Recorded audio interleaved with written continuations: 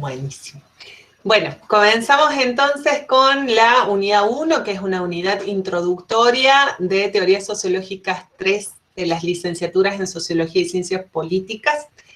Voy a comenzar, como les decía, esta unidad es sobre los debates epistemológicos y teóricos centrales de la sociología. En general van a ver que casi todo lo que les cuente ahora más o menos les suena de otras materias anteriores, pero lo que nos interesa ahora es como pasarlos en limpio y además tomar posición frente a esos debates para que explicitar ese posicionamiento desde el cual damos esta materia.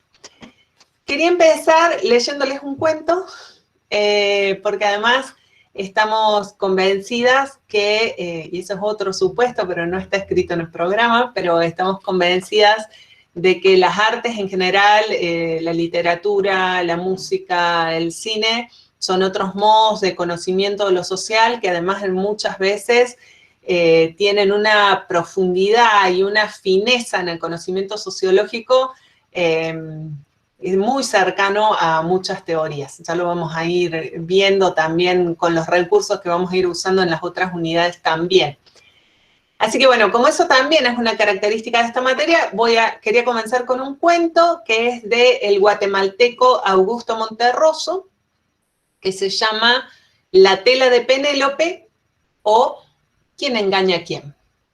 Dice así: hace muchos años vivía en Grecia un hombre llamado Ulises, quien a pesar de ser bastante sabio, era muy astuto. Casado con Penélope, mujer bella y singularmente dotada, cuyo único defecto era su desmedida afición a tejer, costumbre gracias a la cual pudo pasar sola varias temporadas. Dice la leyenda que en ocasiones en que Ulises, con su astucia, observaba que a pesar de sus prohibiciones, ella se disponía una vez más a iniciar uno de sus interminables tejidos, se le podía ver por las noches preparando a hurtadillas sus botas y una buena barca, hasta que sin decirle nada se iba a recorrer el mundo y a buscarse a sí mismo. De esta manera, ella conseguía mantenerlo alejado mientras coqueteaba con sus pretendientes, haciéndoles creer que tejía mientras Ulises viajaba, y no que Ulises viajaba mientras ella tejía, como pudo haber imaginado Homero, que, como se sabe, a veces dormía y no se daba cuenta de nada. ¿Por qué comienzo una unidad de discusión epistemológica con este cuento?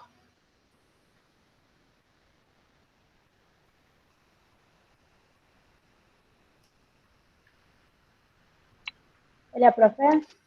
Sí, Solana. Yo creo que es porque el cuento, digamos, está proponiendo otra perspectiva como para entender, digamos, un mismo relato. Tipo, un relato que había sido presentado de una manera por Homero, ahora lo están presentando, pero desde otra forma que oculta muchas otras cuestiones, digamos, por detrás, que no habían sido resaltadas en el anterior relato. Exacto, gracias Solana, tal cual. Porque si dejáramos que solo los Homeros del mundo hagan literatura o ciencia, seguiríamos creyendo solamente que era Penélope la que tejía mientras Ulises viajaba, y no, que era Ulises el que viajaba mientras Penélope tejía. Que sin la cooperación de otros grupos, y en general de grupos subalternizados, la comprensión cabal del universo y del universo de lo social sería prácticamente una tarea imposible. Y esto tiene que ver con, como decía Solana, tal cual, Gino, tal cual. Gracias. Muy buen aporte. Y hay un montón, o las versiones de la Cenicienta, digo, hay muchísimos de las versiones. Lo de Galeano de Adán y Eva, buenísimo, Lucía. Así es. Y esto, decía que esto tiene que ver con la pregunta de cómo es posible conocer científicamente la sociedad. Es decir, y cómo es posible conocerlo, conocer la sociedad desde las ciencias sociales en particular. Históricamente en las ciencias sociales se plantearon dos modos o dos grandes modelos, dos grandes paradigmas sobre el conocimiento. ¿Cuáles fueron esos dos grandes paradigmas, esos dos grandes modelos o dos grandes maneras de responder a la pregunta de cómo se conoce la sociedad, científicamente la sociedad? ¿Cuáles son?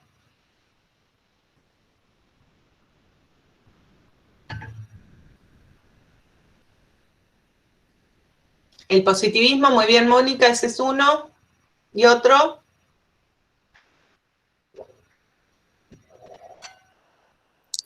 ¿Profe, puede ser la tradición aristotélica? No. ¿El qué, Mateo? No te entendí. Yo dije la metafísica. Bueno, no científicamente. Sí, porque la metafísica es una rama de la filosofía, ¿no? No de las ciencias sociales. Sí, Francisco. Francisco, ¿habías querido hablar? Sí, la tradición aristotélica decía, de la comprensión. ¿Puede ser? Tiene que ver con eso, tiene que ver con eso, y ahí vamos. Sí, Carla. ¿Tiene que ver, profe, con la hermenéutica? Claro, bueno, que tiene que ver con lo que decía Francisco de la línea de la comprensión, sí, vamos por ahí. Pero estos son, digamos, lo que tiene que ver con la línea de la comprensión son cómo comprendemos y explicamos los hechos sociales, ¿no? Pero estoy como un paso antes, ¿no? Esto es comprensión versus explicación. Y estoy como un paso antes en ese debate y es en el debate entre empirismo, que está ligado al positivismo, María Laura, bien, por ahí va.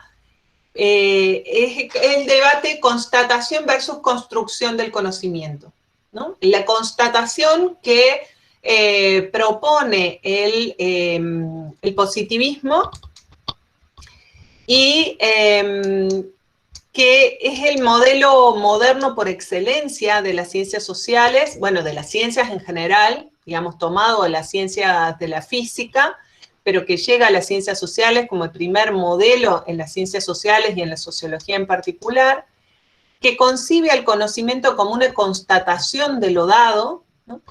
Que supone una separación entre el sujeto que conoce y el mundo a conocer, y que va a postular que se conoce a través de la percepción, es decir, a través de los sentidos, y que esos sentidos de la percepción pueden ser amplificados por instrumentos. Entonces, digo, los instrumentos paradigmáticos son el telescopio para ver lo que está más allá del alcance de nuestra vista, y el microscopio para ver lo que está más acá del alcance de nuestra vista, ¿no? Entonces los instrumentos lo que hacen es agudizar nuestra percepción, agudizar los sentidos, y también las técnicas, ¿no? Las técnicas y las metodologías en ciencia contribuyen a esa percepción. Es un modelo que supone además la infalibilidad de esas técnicas, es decir, que no fallan, ¿no? Que esas técnicas efectivamente funcionan bien y que no introducen sesgos en la percepción de la realidad, y que es un modelo que concibe a la verdad, ¿no? La verdad científica, como una correspondencia entre el lenguaje y las cosas. Es decir, los conceptos, el lenguaje, las palabras que usamos en la conceptualización de lo social se corresponde de manera directa a algo empírico que está en el mundo, ¿no? Que está dado en ese mundo a conocer. Por eso, esto es lo que llamamos, digamos, este es el modelo del positivismo y del empirismo ligado al positivismo. Los aportes del positivismo en la ciencia fueron fundamentales, ¿no? Y también en las ciencias sociales. O sea, hoy son muy criticados, pero en su momento implicaron y permitieron una ruptura con el sentido común y también una ruptura con la forma religiosa de abordaje del mundo, ¿no? Entonces, digo, hoy les hacemos críticas sustanciales, pero es fundamental también entenderlo y valorarlo en su contexto histórico, digamos, en sus condiciones también de producción. Y las críticas a este modelo fueron respondidas con otro paradigma, que es el que concibe a la ciencia como una construcción. ¿En qué sentido una construcción? Y es que en ciencia planteamos preguntas que intentamos responder, y tanto las preguntas como las respuestas que formulamos implican una selección de elementos. Por lo tanto, lo que conocemos siempre es un recorte parcial de la realidad, un recorte parcial de lo social, ¿no? Y esos elementos implican además siempre niveles de abstracción. Una abstracción que implica establecer relaciones entre conceptos. Entonces, no relaciones entre cosas, ¿no? Que sería como la parodia del positivismo, ¿no? Sino relaciones entre conceptos. Entonces, desde esta perspectiva, sí conocemos a través de la percepción, también conocemos a través de nuestros sentidos y de la percepción, pero es una percepción que está mediada por categorías lingüísticas. Es decir, esas categorías lingüísticas que estructuran nuestro pensamiento y a partir de las cuales formulamos estos conceptos y estas relaciones entre conceptos que establecemos para formular preguntas y formular respuestas. Desde esta perspectiva, la verdad, ¿no? La verdad científica es siempre intersubjetiva. Es decir, es una verdad que se construye con otros, con otras, con otros. Es una verdad que se construye en la relación social, en el vínculo social, en el diálogo con otros, otras y otros.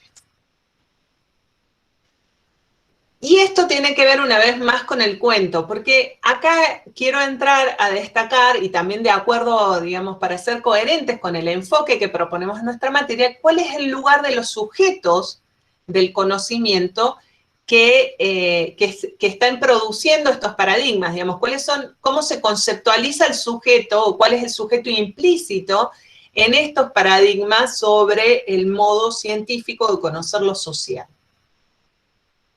En el positivismo, exacto, ¿cuál es ese sujeto cognoscente, Mónica? ¿Cómo se conceptualiza ese sujeto cognoscente? En el positivismo se postula la neutralidad valorativa. ¿Se acuerdan? Digo, eso lo han visto en otras teorías, ¿verdad?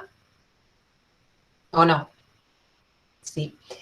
Bien, en tanto se postula la neutralidad valorativa, se está suponiendo que somos sujetos cognoscentes capaces de tal objetividad, ¿no?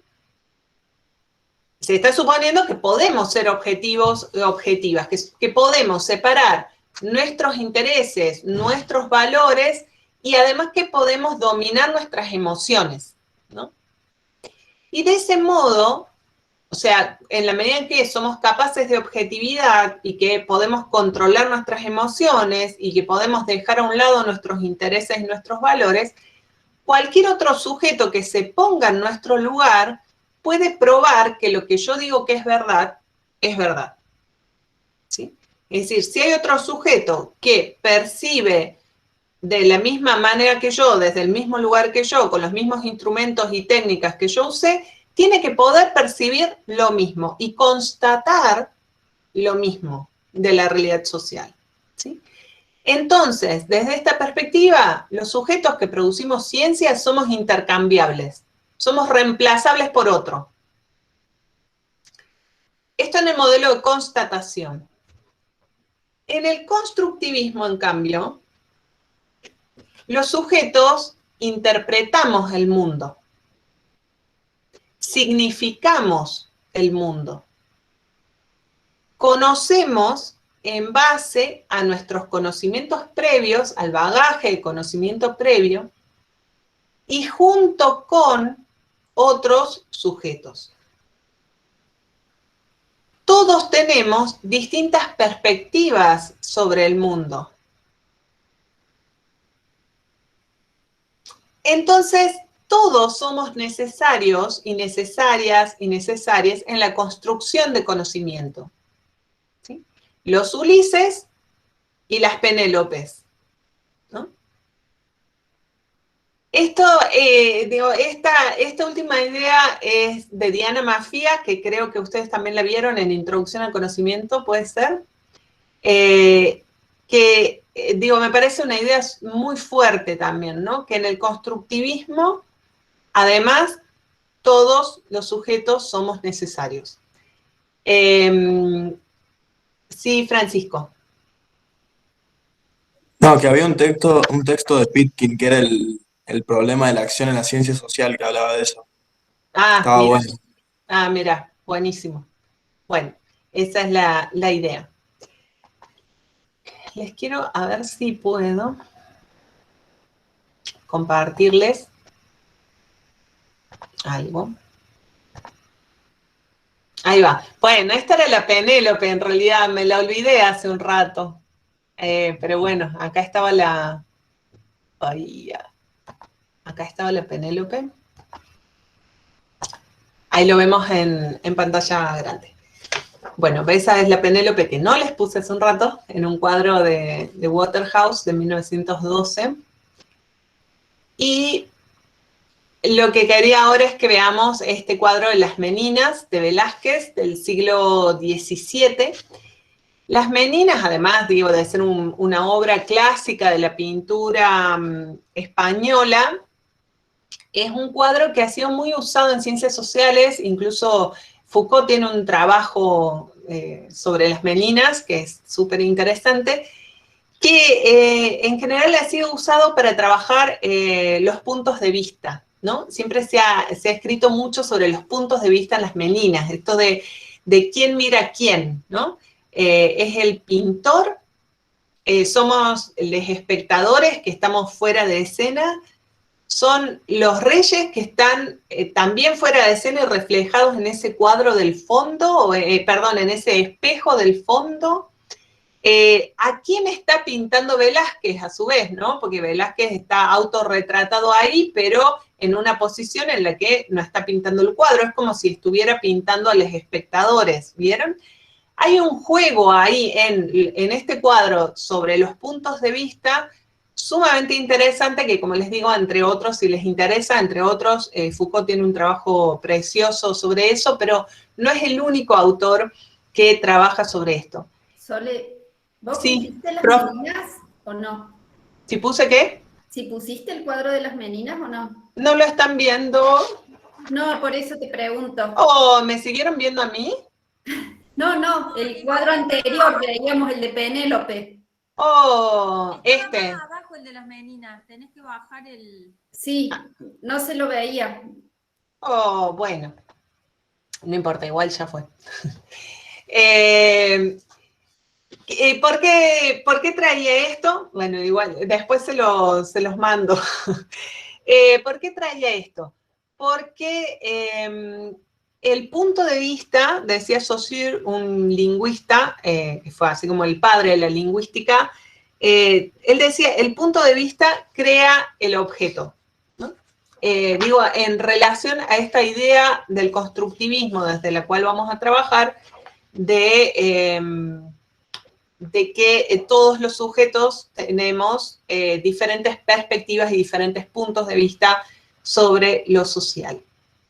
¿Y cómo se conforma ese punto de vista? Ese punto de vista, desde la perspectiva que trabajamos en la cátedra, se conforma tanto desde una línea o una perspectiva teórica, como desde una perspectiva social. A nivel teórico, tiene el punto de vista desde el cual conocemos lo social, está compuesto por 3 elementos. Uno de esos elementos son las disciplinas, ¿no? Las disciplinas son principios académicos de diferenciación, que delimitan los distintos campos científicos, ¿no? Y que establecen relaciones conceptuales específicas entre los problemas a resolver. Entonces, por ejemplo, la agronomía, el derecho, la sociología plantean relaciones conceptuales diferentes y problemas diferentes sobre un mismo objeto empírico como puede ser la Tierra, por ejemplo, ¿verdad? Dentro de cada disciplina, lo que también conforma a el punto de vista teórico son las teorías, justamente. Y a las teorías las vamos a pensar como las pensaba Foucault, es como regímenes de luz, decía Foucault. Y a mí me gusta mucho pensar que esas teorías abren haces de luz, como una linterna, ¿no? Como cuando uno prende una linterna, se hace un haz de luz que ilumina muy bien cierta parte de lo real, deja totalmente en la oscuridad otra parte, y está en penumbras o en semiluz otra parte de lo social. Entonces, no todas las teorías nos sirven para abordar todos los objetos. Cada teoría construye un objeto de una manera distinta según qué sea lo que ilumina, lo que deja en penumbras o en semiluz o lo que deja en oscuridad. Eso también se puede trabajar mucho con el cuadro ese de las meninas. En las meninas hay mucho trabajo con la luz y con el haz de luz. Y dónde está la luz y qué parte está iluminada, qué parte en penumbras y qué parte totalmente a oscuras. Hay un tercer elemento muy importante de la conformación del punto de vista teórico para comprender científicamente lo social o conocer científicamente lo social. ¿Cuál será ese tercer elemento? ¿Qué les parece? ¿Qué me está faltando? Dije disciplinas, dije teorías, ¿qué nos está faltando?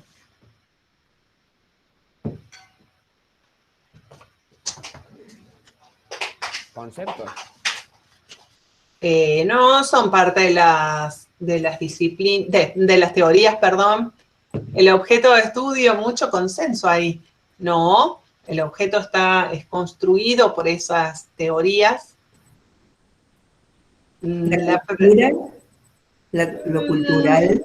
Bien, la práctica, lo cultural, el discurso, como que le pegan en el poste, tal vez. Los paradigmas. Los paradigmas son como grupos de teorías. Socialización, contexto, le van ahí, le van pegando en el poste. El sentido común, las ideas recibidas. Son parte del punto de vista teórico en el conocimiento científico.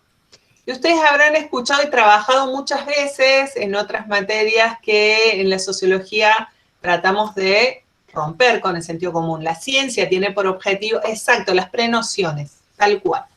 Las prenociones del sentido común, las ideas recibidas, las tradiciones, el conocimiento previo, etcétera. Ustedes habrán escuchado y hemos trabajado siempre que la sociología busca romper con ese sentido común, que busca una ruptura con el sentido común, una superación de las ideas recibidas, y eso es absolutamente cierto. Lo que no deja de ser cierto es de que seguimos siendo quienes hacemos ciencia, seguimos siendo seres sociales que portamos nuestros preconceptos, nuestras prenociones y nuestro sentido común sobre el cual debemos también ejercitar la vigilancia epistemológica. Estas ideas sobre lo normal y lo evidente, lo que consideramos natural. Alguien hace un rato cuando conversábamos habló de hábitat natural para referirse a lo social. Digo, esto, ¿no? Esto que se nos escapa de lo que pensamos como natural y que fue incorporado y aprendido y que lo llevamos siempre, todos, todas, todes. Ya Bachelard tiene una frase que siempre me gustó mucho, que dice: cuando se presenta ante la cultura científica, el espíritu jamás es joven, hasta es muy viejo, porque tiene la edad de sus prejuicios. Y Marx también decía una cosa parecida cuando a Marx ustedes lo tuvieron en Teorías Sociológicas 1, no sé cuántos se acordarán de eso, espero que mucho, pero Marx tiene otra frase que dice: la tradición de todas las generaciones muertas oprime como una pesadilla el cerebro de los vivos. Eso es una frase terriblemente potente de Marx, entre tantas terriblemente potentes que tiene Marx, pero que hace referencia a esto, ¿no? La tradición de todas las generaciones muertas oprime como una pesadilla el cerebro de los vivos. Las tradiciones, los preconceptos, lo adquirido, lo incorporado, no de manera necesariamente racional, que por lo tanto no necesariamente controlamos. Eso también forma parte del punto de vista teórico cuando construimos un objeto de estudio en ciencias sociales. Y a ver si ahora les puedo mostrar algo. A ver si ahora me funciona. Yo quiero este. ¿Qué están viendo? Díganme por audio porque claramente no estoy viendo. Sí, que Nati. La Mendieta. La historieta de Fontana Rosa, sí. Espectacular. ¿Y acá y ahora lo verían en pantalla completa? En completa no se está viendo. ¿No? ¿Lo ven en chiquito nomás? En chiquito. Sí. Ok, bueno, nada. Pero si lo ven, ¿o llegan a leer o les leo yo? Yo leo así. Sí, saben, profe. Se lee. Perfecto. Bueno, digo, es la misma idea, ¿no? Bourdieu también está preocupado por el sentido común. Bourdieu, que es el autor que vamos a ver en la unidad 4, dice que el sentido común tiene la lógica de la mayoría. Y a eso siempre me hace acordar esta viñeta de Fontana Rosa, en la que Fontana Rosa le hace decir a Inodoro: el sol gira alrededor de la Tierra, miles de girasoles no pueden estar equivocados. Bueno, postular el heliocentrismo le costó la libertad y la humillación a Galileo Galilei en el siglo XVII. ¿Y quién gira alrededor de quién? Hoy en día todavía sigue siendo problemático, ¿no? Lo digo para pensar también en la fortaleza de ese sentido común, también en la vida social, no solo en la ciencia, y hoy sobre todo que estamos con tanto auge del anticientificismo, ¿no? De posturas negacionistas de la ciencia, de terraplanistas, de antivacunas, etcétera, etcétera. De negacionistas del holocausto judío, negacionistas de la dictadura argentina, de los crímenes de lesa humanidad, de las violaciones a derechos humanos. Digo, todas estas posturas anticientíficas tienen que ver con eso con estas visiones que tal vez las vemos light con el ejemplo de Fontana Rosa y que fueron cruciales en el siglo XVII, pero siguen siendo cruciales en el siglo XXI. Entonces decía, el objeto de conocimiento de lo social se construye con preguntas y con respuestas que establecen relaciones conceptuales o relaciones entre conceptos, digamos lo que llamamos relaciones conceptuales. A esas preguntas, esos problemas los construimos desde cierto punto de vista. Ese punto de vista es un punto de vista teórico, pero les decía, es también un punto de vista social.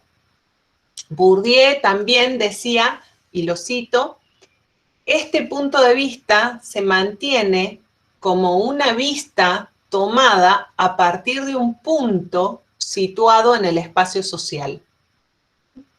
Es decir, es lo que podemos ver desde nuestro lugar social, desde nuestra posición social. Por eso les decía, por eso esto de Homero no ve lo mismo que Penélope. Penélope no ve lo mismo que Ulises. Ulises no ve lo mismo que Penélope, ¿no?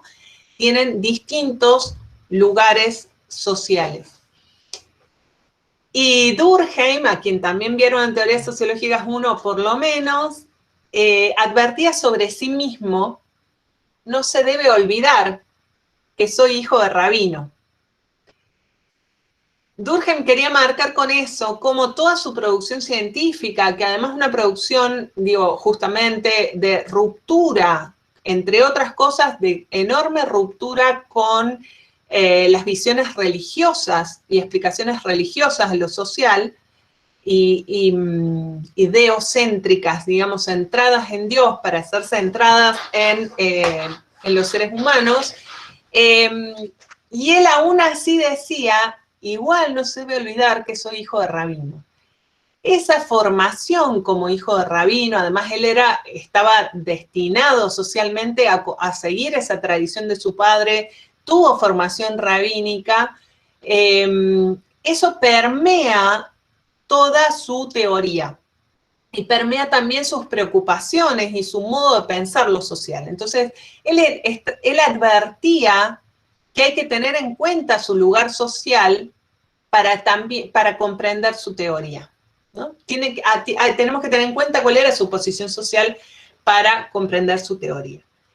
Y eso que hoy, digamos, este postulado que les digo, hoy tal vez está bastante aceptado, este postulado de que las perspectivas no son solo perspectivas teóricas, sino que también son perspectivas sociales, son puntos de vista sociales, tal vez está más aceptado, pero es algo que en la historia de las ciencias sociales es muy reciente. Digamos, reconocer al sujeto social que produce ciencia y por lo tanto, reconocer también sus condicionamientos sociales es algo relativamente reciente. En los años 70, es decir, hace solo 50 años, hubo un movimiento de discusión política sobre los modos de hacer ciencia que puso en evidencia y sobre el tapete todas estas cuestiones, que no solo había que pensar en el producto científico, en los resultados científicos, sino que también había que pensar en el proceso de producción de la ciencia, a quienes participaban de ese proceso y quienes no participaban de ese proceso, a quienes participaban en qué tipo de tareas en ese proceso de hacer ciencia y en qué otro tipo de tareas en el proceso de hacer ciencia y en qué condiciones sociales se producía la ciencia. Eso implicó poner en evidencia que en la ciencia y en el proceso de producir ciencia no solo había diferencias, sino que esas diferencias estaban jerarquizadas. Había tareas más valiosas y otras menos valiosas. Había también sujetos considerados más valiosos y otros menos valiosos, valiosas y valiosos a la hora de hacer ciencia. Entonces buscaron y produjeron y propusieron alternativas a lo que se calificó como eurocentrismo y androcentrismo en la ciencia. A esto contribuyeron muchísimo el movimiento feminista, la sociología de la ciencia, la historia de la ciencia y también las teorías postcoloniales, entre otras aproximaciones críticas. Y como les digo, es una discusión que tiene solo 50 años, ¿no? Entonces ahora la escuchamos como si fuera bastante común y en realidad la historia de la ciencia es muy reciente.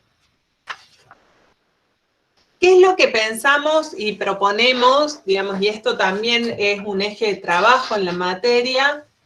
Es que van a ver que cuando trabajemos cada unidad, comenzamos siempre caracterizando el lugar social o intentando dar algunas pistas que nos permitan caracterizar el lugar social de los autores cuyas teorías estudiamos. Para también entender eso, desde qué lugar social las producían, Y también entender cuáles eran las problemáticas de su tiempo que les preocupaban y a las que intentaban dar respuesta. O sea, las teorías sociológicas fueron producidas siempre en determinada coyuntura sociohistórica. Se trata de responder a determinados problemas de ese momento sociohistórico, ¿no? Después las usamos para comprender otros momentos y otras coyunturas en otras sociedades. ¿Qué pensamos y qué nos interesa del lugar social o la posición social de los sujetos? Es algo que tiene mucho que ver, ya van a ver, con la perspectiva de Bourdieu. Y es que ese lugar social se construye empíricamente, no se construye a priori, ¿no? Sino que hay que ver en cada caso en particular cómo se construye ese lugar. Que es un lugar social que se define por la posesión, el control, la posesión o control de determinados recursos que son considerados socialmente valiosos para producir ciencia, como valiosos positivamente o valorados negativamente, como los niveles de educación, conocimientos, habilidades con los que se cuenta, funciones que se ejercen, oficios, empleos, género, edad, etnia, familias, apellidos, relaciones, amigos, amigas, etc. Y eso no solo tiene que ser poseído o controlado por cada sujeto que produce ciencia, sino que también tiene que ser reconocido por otros y otras, ¿no? Si no se lo reconoce como tal, por más que lo tenga, no funciona socialmente, no tiene eficacia social. Y eso va a fundar las posibilidades que cada autor, cada autora va a tener para imponer, ¿no? Para hacer conocido, para hacer leído, para hacer respetado, difundida, su perspectiva teórica, sus posicionamientos teóricos. Y eso va a ser también, según eso va a variar también el margen de maniobra que diferentes autores y autoras en las mismas condiciones objetivas o en condiciones objetivas similares van a tener en cada circunstancia. Y con ese lugar social también está relacionados cuáles son los intereses sociales que van a tener esos autores o autoras y las disputas en las que van a entrar en juego. Esto es otro punto importante para nosotras, y es que la verdad científica responde siempre a una puja, a una disputa entre posiciones por las reglas que definen qué es lo verdadero en ciencia. Foucault toma una frase de Nietzsche que dice: el conocimiento es la centella que surge del choque de las espadas. O sea, el conocimiento ni siquiera son las espadas, es la centella que surge en el choque de las espadas. Y eso muestra no solo que el conocimiento es producto de una batalla, o sea, siempre hay alguien con quien los autores y autoras están peleando, hay alguien a quien le están discutiendo, aunque lo digan, a veces lo dicen explícitamente y a veces no, a veces está implícito. No solo eso, sino que además muestra que el conocimiento es una arbitrariedad histórica, es una coyuntura que surge de esas batallas históricas, de esas pujas sociales, políticas, económicas, no solo teóricas, o también teóricas. Y por eso el conocimiento tiene que ver también con el ejercicio del poder y con esas luchas. ¿En qué aspectos es importante o relevante considerar el lugar social de quien produce ciencia? Una vez más, en el producto y en el proceso. En el producto, ¿en qué cosas del producto científico o en qué aspectos del producto científico podemos ver la influencia de los diferentes sujetos que producen ciencia? ¿Qué cosas, por ejemplo, vemos distinto o producimos distinto quienes vivimos en Europa o en América Latina o los varones y las mujeres que hacemos ciencia? ¿Qué les parece? Los intereses, o sea, la diferencia que puede haber en intereses o, no sé si sería la palabra el objeto de estudio que para el lado que apunta cada persona, que supongo que es distinto si sos europeo, si sos asiático, si sos latinoamericano, por ejemplo. Perfecto, el objeto es una de esas dimensiones del producto científico que en general pueden ser diferentes. Digamos, los problemas que nos preocupan son distintos según el lugar social al cual pertenecemos. Perfecto. ¿Qué más? ¿Qué otra cosa del producto científico? Además del objeto.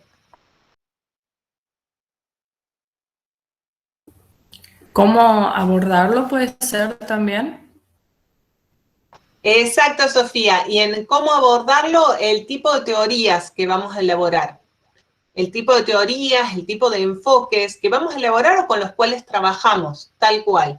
El objeto y las teorías son como las grandes dimensiones del producto científico que en general son diferentes o en los que podemos encontrar diferencias según cuál fue el lugar social de quien produjo ciencia. Y en el proceso de producir ciencia, ¿en qué cosas se manifestará? Método, como lo metodológico, me parece, ¿no? Totalmente, Leni.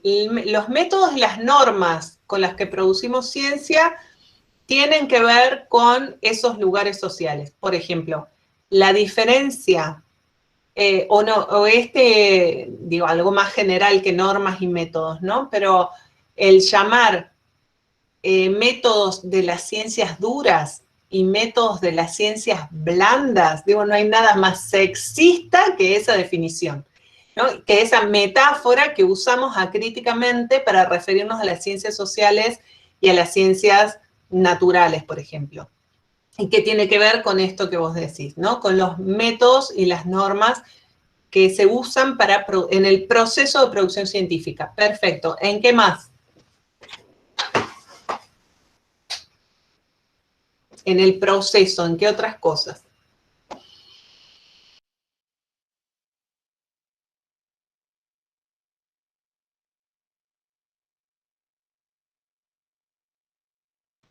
Ahí en el chat dijo alguien algo, Francisco, el reconocimiento, validez o legitimación que se da en ese caso, tal cual. Este es otro elemento en el proceso, Francisco. No lo veo en tal cual, Pedro, la valoración social de tal o cual conocimiento según quién sea el sujeto que lo produjo. Digo, que va en la misma línea a lo que decía Francisco. Es decir, cuánto se valora y se reconoce o no la contribución de estos diferentes tipos de sujetos a la ciencia. El reconocimiento de la contribución de las mujeres a las ciencias es muy reciente y todavía es muy escaso. Fíjense, solo hacer un repaso de las bibliografías que tienen en sus materias. Ni hablar de hacer un repaso del plan de estudios. O sea, el plan de estudios de esta carrera tiene sus años, pero tampoco es que es del siglo pasado. Y esto que yo les decía, por ejemplo, en teorías sociológicas 1, 2 y 3, solo tienen trabajos y perspectivas teóricas de países centrales y producidas por autores varones. La sociología latinoamericana es una especialidad que van a ver solo quienes estudien y sigan sociología, si no me equivoco, ¿verdad? Quienes hacen ciencia política nunca verán sociología latinoamericana, por ejemplo. Y es un plan de estudios relativamente reciente y elaborado además por profes relativamente críticos, digamos. Pero no había avanzado tanto la discusión de género y mucho menos la discusión de género en la academia en ese momento.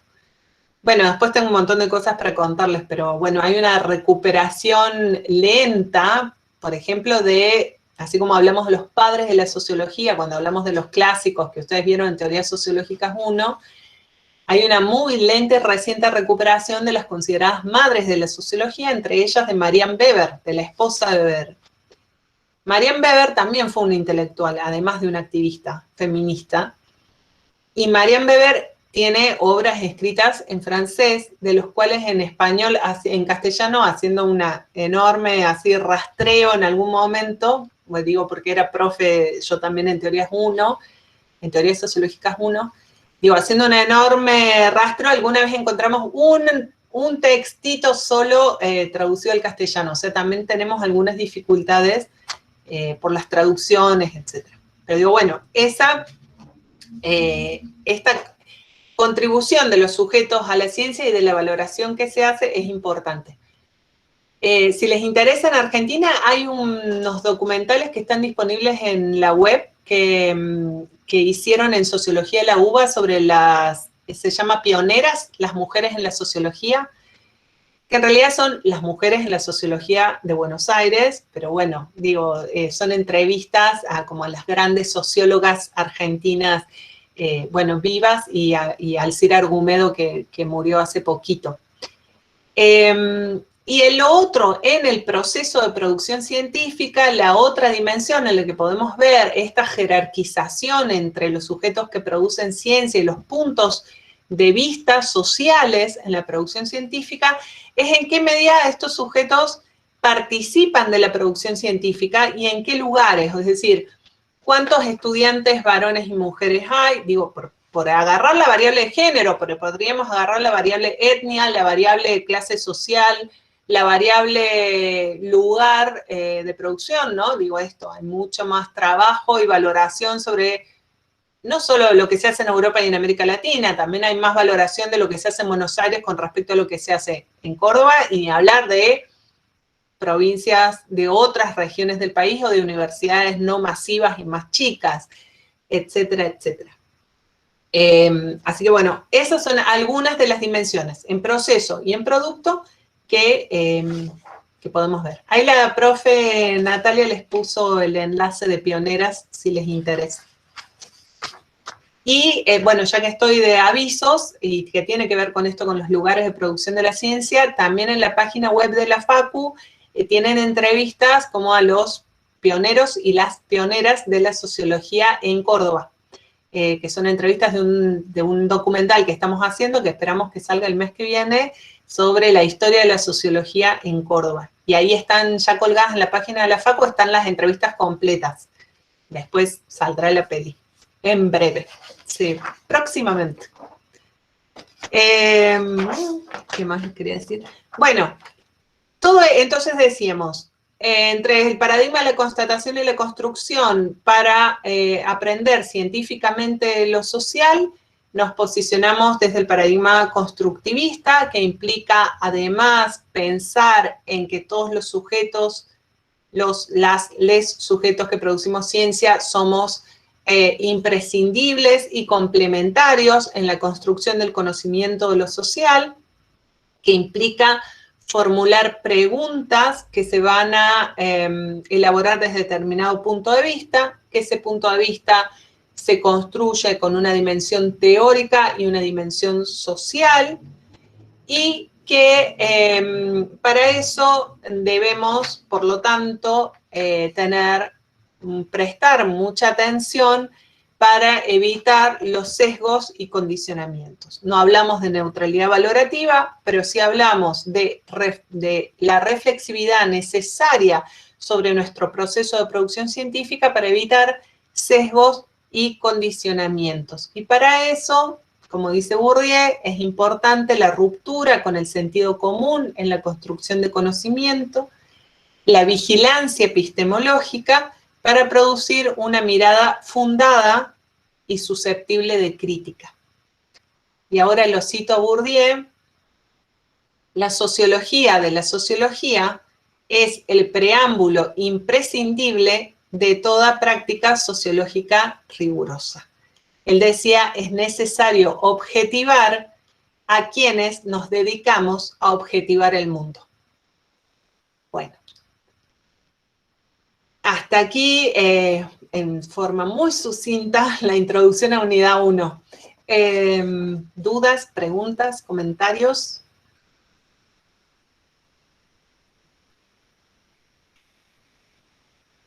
¿Estamos?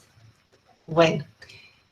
Son las 6:15. ¿Les parece que hagamos 15 minutos de recreíto, estirar las piernas y nos conectemos 6:30 para el práctico? ¿Sí? Sole. Sí, Nati. No sé si te daba el tiempo con lo de la pizarra, pero no sé, me parece que no, ¿no? No, ya no. Ah, lo de la pizarra que me dice el profe es que vieron que hay una función no sé si ya lo usaron en otra materia de pizarra acá en el Meet. ¿La usaron? Ah, bueno, entonces vamos a iniciar una estrategia innovadora. No, está buena. Apareció hace unos meses como opción en el Meet y es un recurso que está interesante y lo vamos a usar al final de cada teórico como para poner así las ideas que les hayan quedado, que les hayan llamado la atención, que les hayan quedado ahí como fuertes. Pero bueno, hoy no quiero agobiarles. Sí, seguimos en este mismo enlace, o sea, no corten, apaguemos micrófonos y cámara y a las 30 nos encontramos aquí para la clase práctica. Un gusto. Adiós. Por mi parte, hasta el lunes que viene. Chao, profe. Chau, chau. Chao, profe. Chau, gente, muchas gracias. Gracias. Lindo conocerles.